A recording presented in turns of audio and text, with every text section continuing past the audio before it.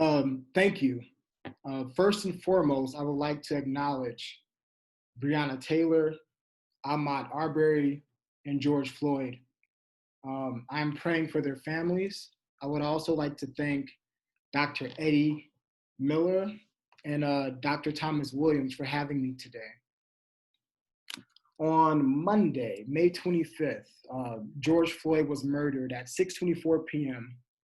on 38th and Chicago in Minneapolis. During this time, my family and I were leaving a park less than a block away from where an officer put a knee on Floyd's neck for 8 minutes and 46 seconds. So it's not lost on me that I was potentially one block away from becoming George Floyd, a terror that most Black men in this country live with. So I come to you tired. I'm tired of seeing unarmed Black bodies die and murdered on the street. And this is a heavy burden for me to bear as, like you said, my partner and I are expecting twin boys in August. And the joy has been tampered by our fear that we can't keep them safe and protected in this country. My partner and I moved to Minneapolis 3 years ago. And I can tell you what we saw when George Floyd was murdered were the effects of systematic racism, white supremacy, and white fragility to protect the status quo. Living here, you hear about the concept of quote unquote Minnesota nice. This niceness serves as a way to allow people to believe they aren't racist, further allowing racism and dehumanization to grow unfettered, as seemingly like good morals and character acting as blindfolds and armor for white supremacy. For many African Americans in Minneapolis, we have felt unseen and unheard for a long time by our neighbors, friends, and coworkers. It doesn't mean that they're not nice, but we never talk race, which is stifling. I find myself never trying to walk around the neighborhood by myself. I usually take my daughter and my wife with me, so I seem like less of a threat. A lot of the time, I find myself downplaying my Blackness to fit into situations where folks say they do not see race. This leads to passive aggressiveness and pretty much an indifference around anything surrounding race and race discussions.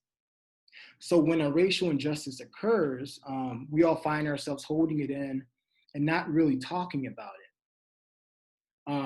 When we do talk about it, at most, these injustices are appropriated to the act of one bad apple.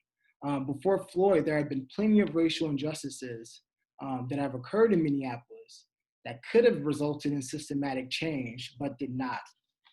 In 2015, Jamar Clark, a Black man, was shot in the face by two white officers while handcuffed. Both officers involved were acquitted. In July of 2016, Philando Castile, a Black man, was shot 7 times in front of his girlfriend and daughter after being asked to retrieve his license and registration. The officer was acquitted.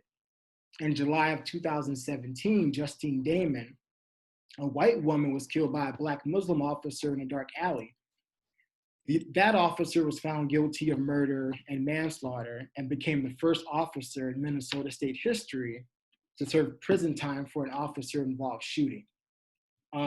These examples represent opportunities for change that were not taken, allowing them to happen again and again. So there is a white fragility, not just here, but around the country that the Black community has been trying to break, not only to gain access to resources and equity, but to also have the ability to have honest conversations around race. So after George Floyd's killing, I had several white friends and neighbors calling me and asking me what they can do to make things better. So I am seeing a shift in people's willingness to talk about race, which hopefully leads to policy and system changes. Minneapolis consistently ranks in the top 5 places to live for quality of life, home ownership, healthcare, and education. But this dream is not open to everyone.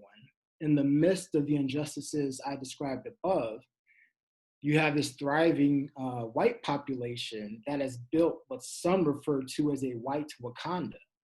What these rankings don't tell you is that there's a severely marginalized Black population. In Minneapolis, African Americans are 51% less likely to own a home compared to their peers. One of the largest deficits in the country. African Americans are also 21% less likely to graduate high school and face poverty at 4 times the rate than their white peers. So our community is crying out for resources and equity, as African Americans also face police force at 2 times the rate than other members of the community. So what we heard while George Floyd took his last breath was metaphorical for the entire African American community and what they're feeling. When he said, "I can't breathe, I can't breathe, I can't breathe," it was as if he was telling the world that our communities can't breathe and you are not listening. And when Chauvin did not remove his knee and in such a cavalier manner, it was as if he was saying, "You're right, we don't care and we are not listening." So when you add up the past injustices of police brutality, systematic racism, and the marginalization of the Black community, and the cries that have fallen on deaf ears, Minneapolis created somewhat of a powder keg that the world witnessed explode 2 weeks ago. But quickly we learned in this city that our Black community here isn't the only community in this country going through these injustices.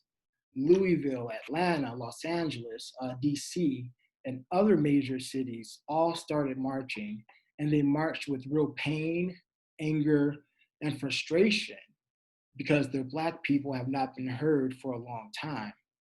So, but we have to take this anguish and this hurt, and we have to turn it into action. And again, I'm seeing a shift. This has led to some big changes in Minneapolis.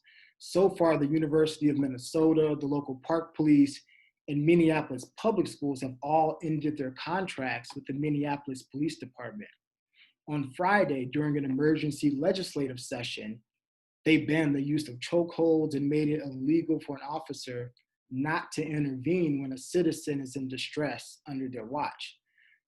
Also, the Black Lives Matter movement has given the city council a list of 8 demands, which includes defunding the Minneapolis Police Department, which the city council is currently looking over for review. And I hope to see similar changes around the country while we have the momentum and what looks like more allies than ever before. Thank you.